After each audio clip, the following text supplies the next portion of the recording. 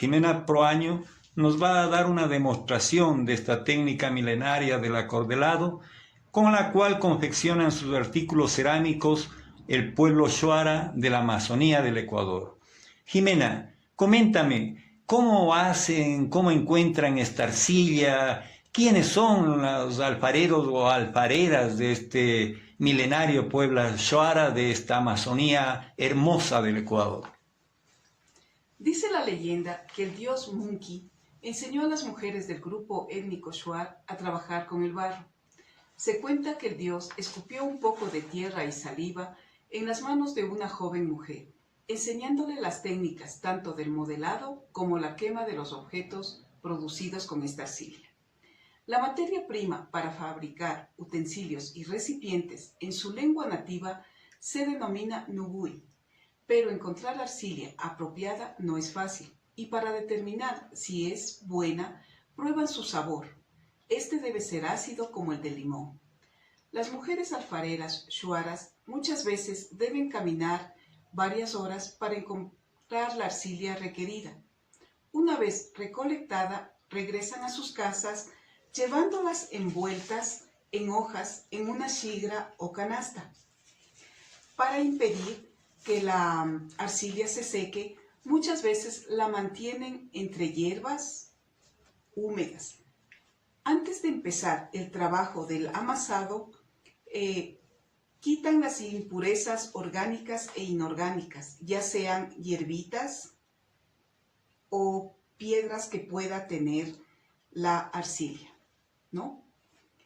Luego las mujeres realizan una tortilla grande de barro que le dejan por una noche pegada en alguno de los postes de la casa a la cual le denominan maloca. Vamos a elaborar con esta técnica shuar y con su cosmovisión un tazón que ellos denominan pining, que lo vamos a hacer en arcilla. Muy bien, Jimena. Esta descripción quiere decir que el trabajo cerámico básicamente es realizado por las mujeres.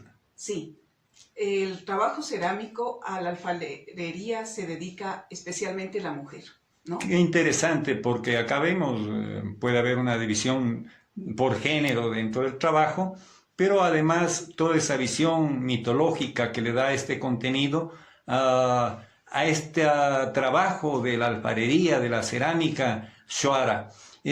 A continuación nos dices que vas a hacer un vaso o un contenedor en cerámica con la técnica del acordelado. Nos interesaría ir sabiendo cuáles son los pasos, mi estimada Jimena, para elaborar mediante esta técnica esta producción cerámica con carácter o con filiación de la etnia shuara. Ya, bueno, lo primero que ellas hacen, como te decía, es ya tener la materia prima lista, ¿no? Entonces ellas empiezan realizando una base para aquí darle el fondo de su vasija, de su recipiente que lo van a realizar. Ellas más o menos le van haciendo como una tortillita para ver el diámetro con el que van a trabajar, ¿no? Y a continuación, ellas empiezan a subir el recipiente con técnicas de cordel. Les van poniendo un chorizo de estos, uno a continuación de otra, y siempre viéndoles la altura, ¿no? Ellas empiezan como, para hacerles más amplias, empiezan como a sacarle el cordel un poco más afuera. Entonces en eso empiezan a unir un cordel con otro, haciéndoles un espiral. Y para que se queden sujetos del uno al otro, luego es necesario hacer alguna actividad técnica, algún proceso extra más de lo que estás haciendo. Bueno, para que se quede sujeta como la arcilla, ellas también trabajan en una arcilla que está húmeda, que está maleable. Entonces, en ese mismo instante, ellas siguen avanzando los cordeles y ahí empiezan a pulir. empiezan a pulir en el interior, ¿no? De su vasija. Por ejemplo, aquí ellas ya ven que está hasta ahí más o menos subido, y como la arcilla está todavía en buen estado, está húmeda, empiezan a pulirle en el interior. Ya le vamos a poner un cordelito más. Estas son las técnicas que aplican las mujeres shuar para empezar a hacer sus vasijas. Y estos utensilios, por lo general, me imagino, son de uso doméstico, pueden ser tipo vajillas, ollas, que posteriormente deberán ser sometidos de alguna manera a la cocción, a la quema. Un poco, ándanos adelantando ya cuando la pieza se va secando. Ellos utilizan hornos, algún tipo de quema especial para darle esta transformación física-química del barro a que ya sea cerámica. Ya, claro, ellos como va a ser un recipiente utilitario, pues ellos también después de que le hacen una quema a cielo abierto solamente con lo que es mantienen un fuego y van agregando las mismas hojas de la zona, como cascarillas, hojas, también ramas. Entonces van manteniendo ese fuego. Cuando ellos ven más o menos que ya está la arcilla, que ya ha llegado a su temperatura, pues ya van a tener un bizcocho. No va a ser de una temperatura muy alta, más o menos les llegarán como los 600, 800 grados. Y después de esto, ellos sí van a empezar a darles una decoración. Le van a hacer utilitaria usando también lo que es las resinas, ¿no? Utilizando resinas de los árboles de la zona. Como van a preparar para lo que se dice curarle la pieza para que pueda ser impermeable y no traspase la humedad. Y contener alimentos sobre todo, ¿no? Sí. En este caso la famosa chicha de yuca, ¿no es cierto? Es, la famosa de los shuar, que en toda fiesta no debe faltar. Ajá. Y se toma en lo que denominan ellos, lo que tú estás haciendo, el nombre era muy interesante. Acá en la sierra lo conocemos como un pilche, pero ellos lo denominan con otro nombre a nivel de la terminología o de su idioma shuar, ¿no? Qué interesante. Este momento veo que has dejado de poner ya los cordeles. Sí. ¿Qué estamos haciendo, mi estimada Jimena? Bueno, como te decía, la arcilla ahorita está en un buen estado como para empezarle a pulir. Ellos le hacen con utensilios que mismos se fabrican. Este es de cacho, así mismo usan en la zona, o pueden hacerle también con palitos. ¿Esos son instrumentos que los ceramistas los denominan ¿cómo? Estos son los esteques, ¿no? Ah, son ya, los esteques. Herramienta indispensable. Sí, herramientas indispensables que se necesitan, pues que se hace a base de cualquier material. Los shuar, por lo general, pues los hacen con palos. También utilizan lo que es diferentes tipos de semilla, que también pueden utilizar. Ah, qué interesante. ¿Y esa semilla cómo se denomina? Esta es una tagua. Esta es una flor es una tagua que es grande. Salen en racimos, salen me han en dicho. racimos, exacto, sí, ¿no? Varias pepitas de estas, ¿no? Esto es lo que se le denomina el marfil vegetal. Qué interesante. Porque después de pelado esto, pues es blanco y es muy fácil de trabajar, es suave. Ya. Y se realizan también muchas artesanías a base de lo que es la tabla. Pero este rato tiene su función como herramienta. Sí, ahorita ellos le usan como una herramienta. También usan piedras de río. Tienen piedritas de río. También como hay también intercambios de piedras, de materiales entre culturas. Aquí también tenemos la obsidiana. Ah, y la obsidiana básicamente es de la sierra, claro. Sí. Es aquel vidrio fundido que surge de los volcanes, denominado en quichua el quilca. Esta obsidiana, claro, en la Amazonía se la podrá conseguir, pero por ese intercambio que mencionas, ¿no? Por intercambio, sí. Qué interesante. Entonces, cada uno va adaptándose a los materiales, ¿no? O sea, ponte con la obsidiana, con las piedras, ellos van puliendo y van consiguiendo unos bruñidos en las piezas para darles un brillo y además para que vaya cerrando los poros del Se impermeabiliza, ¿no?, de alguna forma.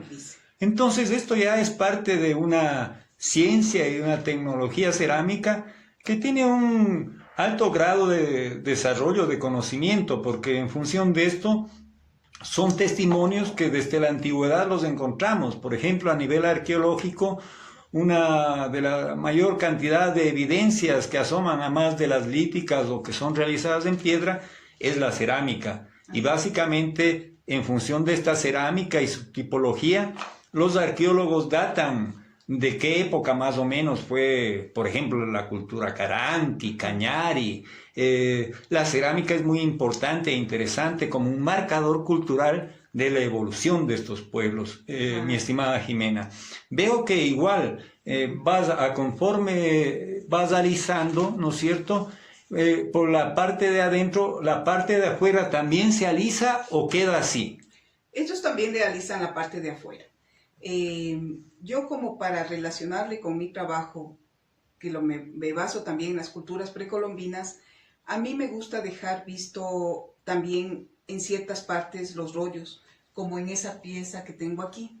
Qué interesante. Yo también le alisado por el interior, y como característica de la técnica de cordelado, pues le dejo el rollo visto.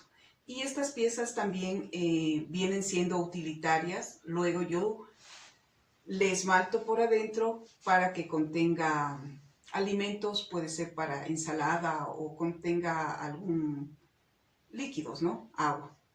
Perfecto, muy interesante. Pero siempre basándome en lo precolombino de nuestras culturas. Por lo general, la cultura shuar le alisa toda la pieza, ¿no? Dejándole en un espesor regular, dejándole bien lisita para que no haya filtraciones. Otra de las herramientas también básicas que siempre han tenido nuestros pueblos y yo también les manejo es nuestras herramientas, que son las manos, para pulir, ¿no? Y para realizar nuestras obras. ¿Me podrías indicar un poco cómo va quedando por adentro para que se note ese trabajo? O sea, realmente vimos que de un cordel, ¿no es cierto?, va creciendo la obra y se va transformando ya en un artículo utilitario. Claro, con esa cosmovisión, con esa mitología, con esa riqueza cultural de los pueblos y nacionalidades del Ecuador, sabemos que muchas veces la tarea de la alfarería, de la cerámica, es una tarea de las mujeres, sí, ¿no? Una tarea en que ellas ven de acuerdo a su necesidad dentro del hogar, en función de hacerse ollas, de hacerse platos, pero me dicen que lamentablemente está desapareciendo rápidamente estas técnicas en función de la introducción tanto del plástico como del metal. ¿Qué opinas acerca de eso, estimada Jimena? Bueno, verás, sí, realmente ponte lo que se podría llamar, entre comillas, la civilización, nos invade con plástico, con el acero, y nos olvidamos de estos procesos ancestrales que han sido de muchos años, ¿no? Y uno de los objetivos de nuestro taller es volver a esto, volver al barro, volver un rescate de las técnicas. Sí, un rescate de técnicas, de conocimientos, y hacerles dar cuenta también a la gente de que no solamente el plástico es algo... Claro, el problema contaminante, claro, con tanto plástico, sí, con la producción. El plástico es un derivado del petróleo, es un contaminante. Claro. Y es lamentable, porque en estas zonas selváticas que he visitado, en los recorridos de investigación de la Amazonía ecuatoriana, existen los pozos de petróleo, existe contaminación y muchas veces estas culturas son agredidas por esta modernidad, ¿no? Así es. Qué bueno que talleres y que artistas como tú vengan a rescatar esa memoria milenaria de esa ciencia, de esa tecnología amazónica, andina, para la elaboración de este tipo de artículos que no tienen que quedar simplemente en un museo.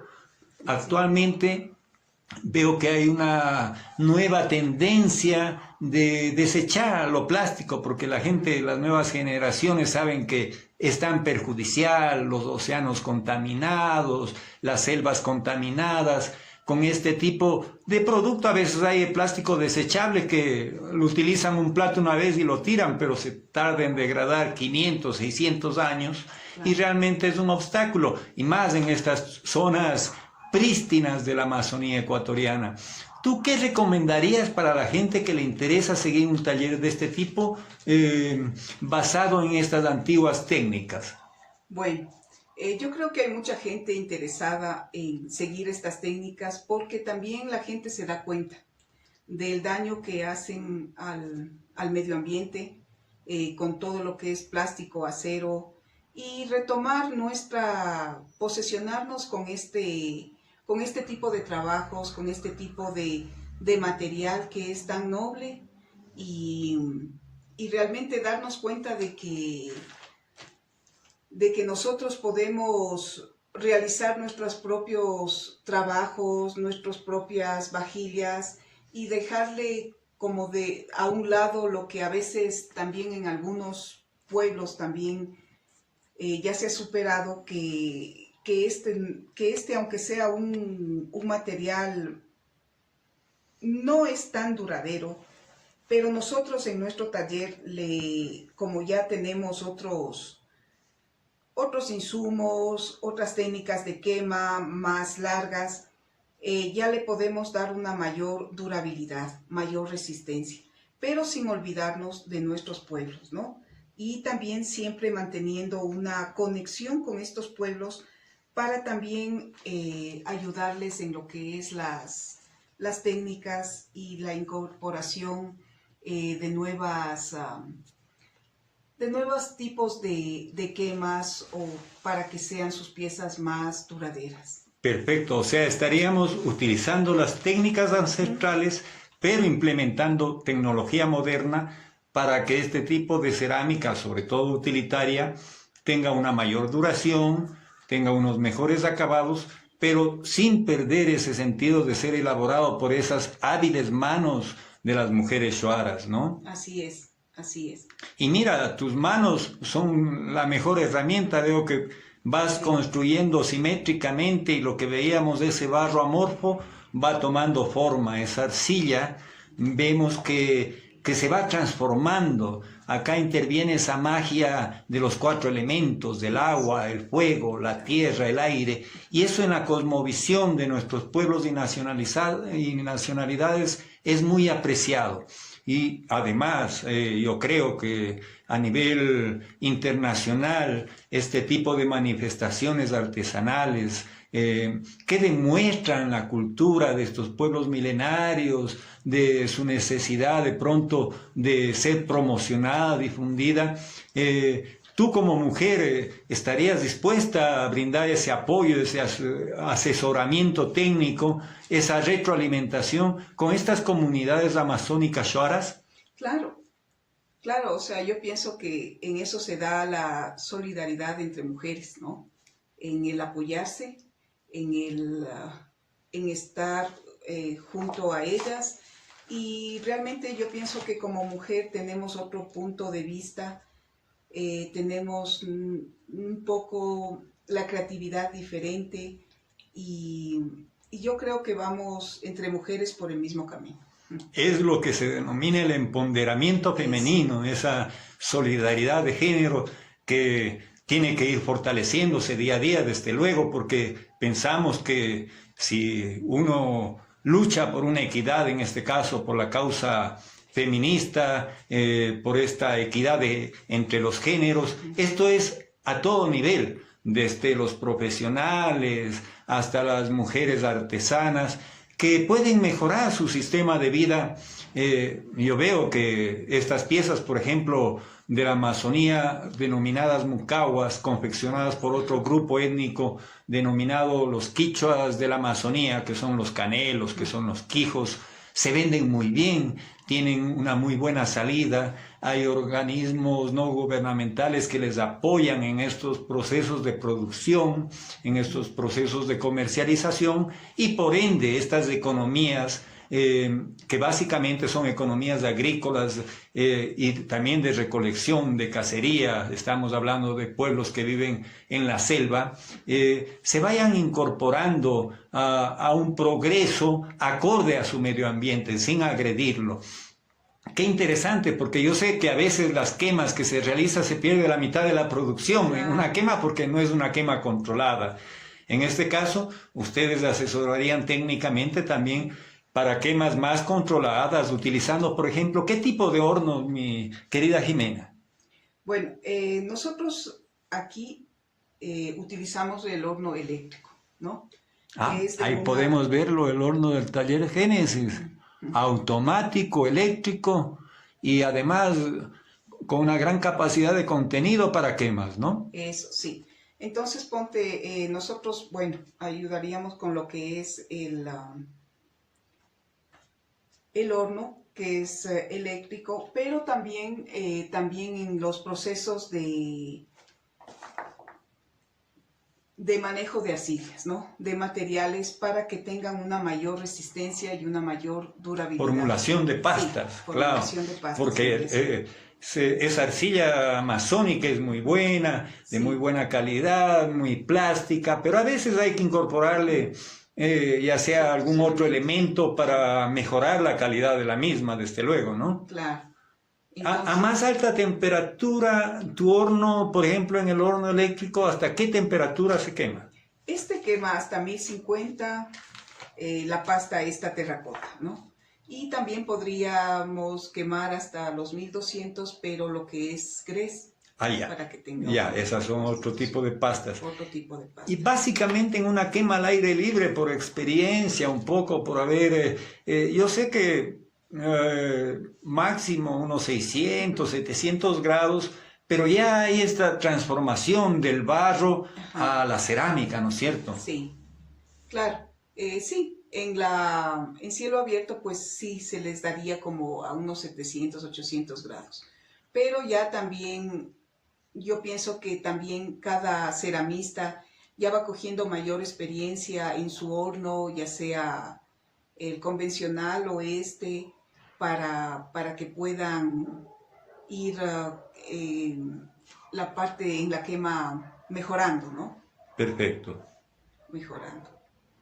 Eso. Veo que la pieza está casi ya lista. Sí, ya le estoy... Faltan ya unos 2 cordeles y básicamente vemos que toma su tiempo, no es una cuestión como dice la gente, bueno, eso ha de ser tan fácil que uno se sienta y en 1 o 2 minutos se hace. Claro. Yo veo que ya se ha tomado su tiempo, pero sí, no obstante, la pieza ha ido ya definiéndose en su forma, en sus contornos.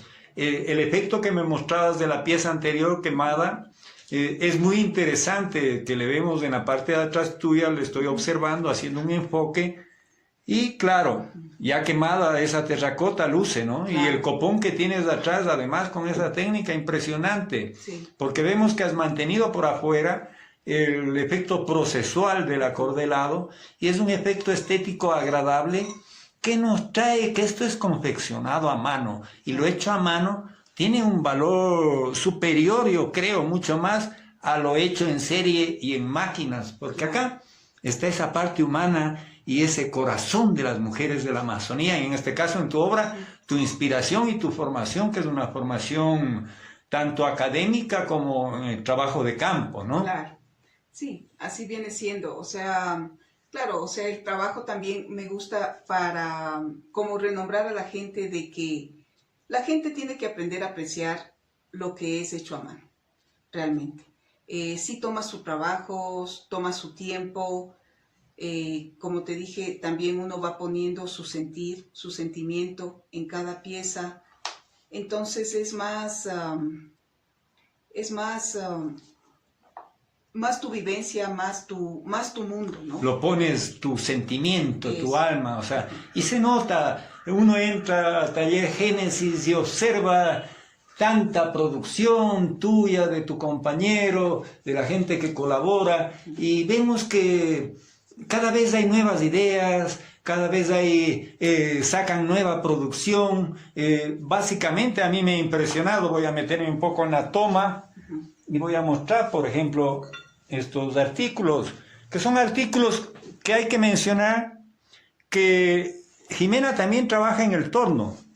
Sí. Esa experiencia del torno también un poco mientras vas haciendo esto, ¿en qué se diferencia del acordelado, por ejemplo, Jimena? Bueno, la diferencia que vendría siendo del acordelado con el torno es que uno puede partir de un pedazo de arcilla, ¿no? Darle volumen, puede subirle, bajarle, darle diferente forma y se hace en un proceso mucho más rápido, yo pienso, que el acordelado. Pero una de las características también que a mí me gusta es en deformar mis piezas, ¿no? Para darle más movimiento, como estas. Yo hago circulares, pero les termino hundiendo. Ya. Y también en lo que es el decorado, me baso en lo que es, me gustan bastante los árboles, me gustan los colibríes, yo pinto eso y siempre dejo como característica el color de la terracota, ¿no? Claro, es impresionante, es un bello color, terracota rojizo que hace contraste, y veo que haces hasta la cucharita, sí, ¿no? Se hace hasta las cucharitas. Claro. Qué lindo, qué lindo. Para una salsa, para un ají, ¿no?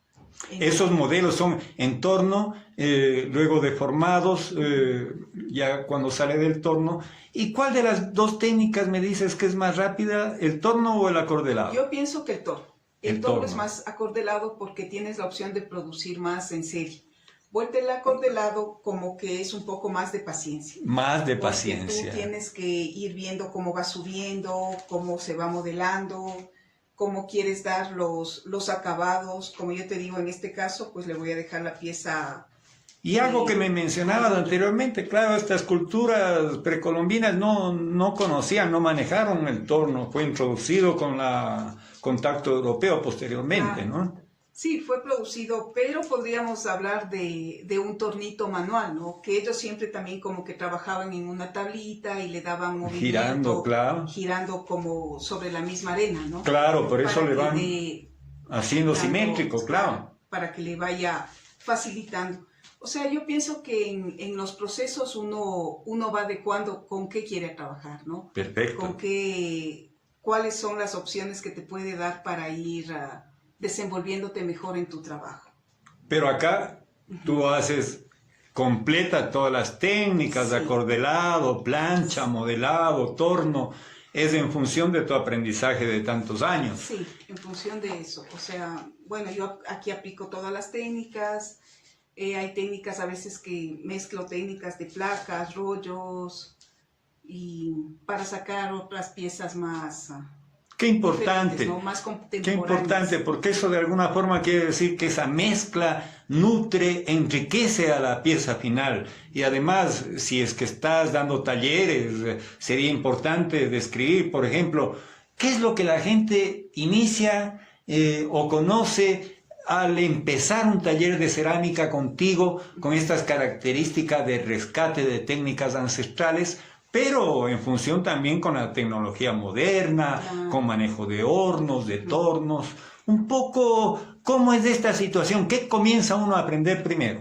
Bueno, como primeras técnicas, lo que yo siempre les digo a las personas y ellos al entrar al taller dicen, yo no puedo. Considero que todos somos hábiles, que todos tenemos nuestra creatividad. Y lo primero que empiezo es yo con un pedazo de arcilla a que empiecen a sentir, a que empiecen a modelar, a que empiecen a jugar, a que empiecen en una forma lúdica a dar cualquier forma para que ellos se relacionen con la arcilla, ¿no? Después de eso, ahí sí ya empezamos con lo que es viendo un poco también de lo que es nuestras culturas y que sepan cómo nuestros antepasados pues lo aplicaron, ¿no? Como las técnicas, esta técnica que a mí me parece una de las Versátil, más ¿no? hermosas, Claro, ajá, claro. el acordelado, que empiecen a hacer piezas con rollos, para que vean de que ellos pueden hacer cilindros, pueden abrir, pueden cerrar la pieza con el cordel. Claro, veo una pieza muy grande de un formato que tú ya me dijiste anteriormente y yo no Sí. yo pensé que era hecho en torno, pero me dices que es en acordelado esa Sí, pieza, ¿no? esta pieza también es acordelada, es basándome en una vasija Shuar, que le he hecho, todo es hecho con cordel, pero es pulida.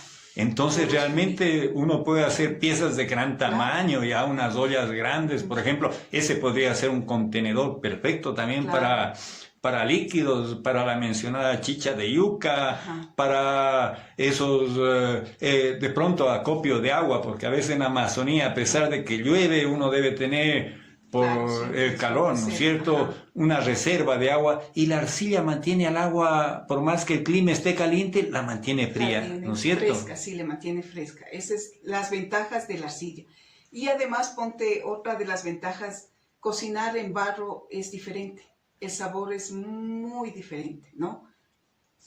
Qué No sé. bueno, porque de alguna forma también, incluso ya nos vas dando esos tips Ajá. culinarios de que, claro, nuestra comidita, por ejemplo, yo he probado esas cazuelas que hacen con el verde, con el pescado, manavita, Claro, con la y lo yuca. hacen directamente en una Claro. cazuela de barro, ¿no es cierto? Que la meten Claro. en estos hornos a leña y sale burbujeante. No se rompen, o sea, es resistente al fuego directo, tiene esa versatilidad, pero además de ser utilitario, este barro en tus manos se transforma en obras de arte. Tenemos esculturas hermosas que ya las mostramos anteriormente y que básicamente pueden estar en una galería nacional, internacional, y que son obras con un contenido estético vinculado siempre a esa forma de la mujer. Como que tú, con esas manos, con esa alma, con ese corazón que tienes, siempre estás imbuida con ese pensamiento femenino y veo ahí esa solidaridad con esas mujeres shuaras también, Jimena. Sí, sí, o sea, como te digo, ponte, yo pienso de que como mujeres estamos más unidas, más solidarias en lo que es estos diálogos que tenemos nosotros con la arcilla, ¿no? Con la arcilla, con el barro mismo. O sea, yo pienso que es más entendible. Y por adentro vemos que esta pieza ya va siendo casi acabada, ya no se nota Yo que lo fue veo. confeccionada con cordel por adentro. Por afuera vemos cómo está el cordel, pero por adentro ya va puliéndose. Ya va Vemos puliéndose. que se va transformando ya en un objeto utilitario en este caso y que nos ha tomado un tiempo hacerlo, te ha tomado, mejor dicho. Yo he estado acá encantado observando el proceso y cómo esta obra ya casi falta más pulir. Creo que, Sí, de acuerdo a ti, ¿qué es lo que le falta un poquito ya para Sí, para terminar, dar por acabada esa obra? Claro, o sea, ponte, bueno, hemos hecho así una cazuelita más o menos como un recipiente para contener. Le voy a dejar con lo que es los rollos vistos por afuera, Perfecto. ¿no? Y luego pues se procederá al decorado. Las culturas shuar, las mujeres shuar, lo que le decoran es ellas hacen sus propios pigmentos, lo hacen con el achote. Ah, perfecto. Son semillas y son... Ajá, son semillitas que tanto se usa como en la comida como para dar pigmentos, ¿no? Entonces, lo que ellas hacen es, ponte esta que ya está quemada, bizcochada, ellas lo que hacen es decorarles con esto que les dará un tono rojizo. Pero tú ya has hecho a partir de esa semilla de achote Ajá. una mezcla, Sí, una yo ya emulsión. le he hecho una pasta, Exacto, es ¿no? una pasta de achote. O sea, no es cuestión de coger la semilla y No. pasarle, sino ya tenerle preparada y podemos ir viendo ese efecto que da. Sí, si le ves, le va enrojeciendo Ajá, más. Claro. Y luego de esto ponte que tenga todo, también que tengan toda la pieza este tono, pues ellos colocan un tipo de resina, como un brillo, una resina que le hacen con los mismos árboles de la zona, Ya, claro. para darles eso, una permeabilidad. Listo, de alguna forma más de decorativo, tiene un sentido técnico para impermeabilizar, porque sabemos que a veces la arcilla sin ningún tipo de impermeabilizante, tú pones agua y por las paredes va a ir poco a poco filtrándose y desaparecerá, no digo inmediatamente, pero después de algún tiempo, ¿no es cierto? Claro. Entonces esto le da la capacidad tanto de decoración a la obra, como de tener ese acabado que la haga útil, sobre todo, ¿no? Sí.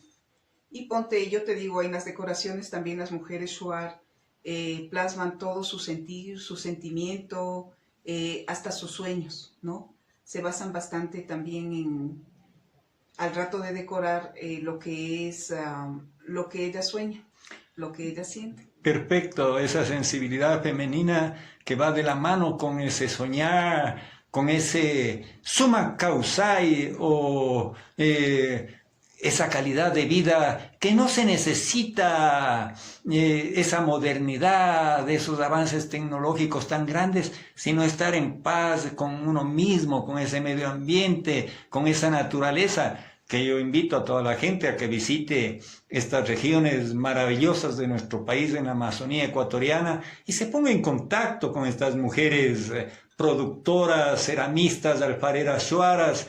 Un poco también hemos aprendido contigo esta técnica, ¿no es cierto?, que es muy común en otras partes del mundo, pero acá lo que tenemos y que le enriquece es esta filosofía de ser hecha por estos pueblos y nacionalidades, por estos habitantes milenarios de la Amazonía, y que le da otro sentido, otro valor a la pieza, y además es un rescate muy importante de la memoria, de nuestro patrimonio cultural, que está en riesgo, porque como tú dices, Jimena, este plástico, metales, van dejando de lado ya estas prácticas. He visto que hay mujeres ceramistas en los pueblos quichuas, en los pueblos shuaras, ashuaras, cofanes, quijos, pero cada vez son menos. Claro, cada ¿Qué vez recomendarías tú como para comenzar a rescatar esto y que se fortalezca y no se pierda en un futuro y que las nuevas generaciones aprendan de lo mismo? Yo pienso que todo también está en la información, ¿no? Yo pienso que tenemos que seguir capacitándonos, capacitar gente, hacerles tomar conciencia de lo que realmente nosotros tenemos, cuál es nuestro pasado, tenerles siempre presente y que forme parte diaria de su vida. Y una forma diaria de que estén presente es tener, yo digo, más que sea una piecita hecha en barro, en arcilla, para que cualquier persona que venga y todo, pues diga, se interese, ¿no? Se interese, esto está hecho de arcilla, esto es así, todo eso, para que se vuelva al rescate de nuestras culturas, de nuestras técnicas. Qué bueno, Jimena. Hemos podido compartir un tiempo, unos minutos con Jimena Proaño, ceramista con una gran trayectoria en el ámbito artístico, artesanal, de las artes populares del Ecuador, sobre todo de su capital Quito, en el taller Génesis Cerámica, en el cual hemos podido ver que a más de producir con técnicas contemporáneas, también existe un importante rescate de la milenaria tradición alfarera del Ecuador. Jimena, unas últimas palabras a este público que está ansioso a acudir a tus talleres de Génesis para aprender más de estas técnicas ancestrales, contemporáneas. ¿Cuáles serían estas últimas palabras para ese público nacional e internacional que te está observando en estos momentos? Bueno, yo agradecerles por el espacio que me han brindado para darles a conocer lo que nosotros trabajamos en nuestro taller y hacerles conocer un poco de nuestra cultura, de nuestra visión, de la cosmovisión que tienen nuestras culturas que tenemos ahorita y cómo nosotros también de una u otra manera nos hemos basado en nuestras culturas ancestrales para que no se nos pierda lo que forma parte de nuestro patrimonio, de nuestro Ecuador. Muchísimas gracias, Jimena. Creo que el público ha aprendido, además de la técnica del acordelado, esta vivencia de estos pueblos amazónicos. Te agradecemos y en el futuro queremos aprender más, así que esta no será ni la primera ni la última vez que mediante este sistema tecnológico, ya sea en las redes, en el internet, podamos mediante estos workshops, mediante estos talleres de trabajo, aprender algo más. Muchas gracias, Jimena Proaño, por este aprendizaje y por este crecer en el ámbito artesanal, cerámico, alfarero del Ecuador. Gracias a ustedes y buena salud a todos. Listo, gracias. Gracias.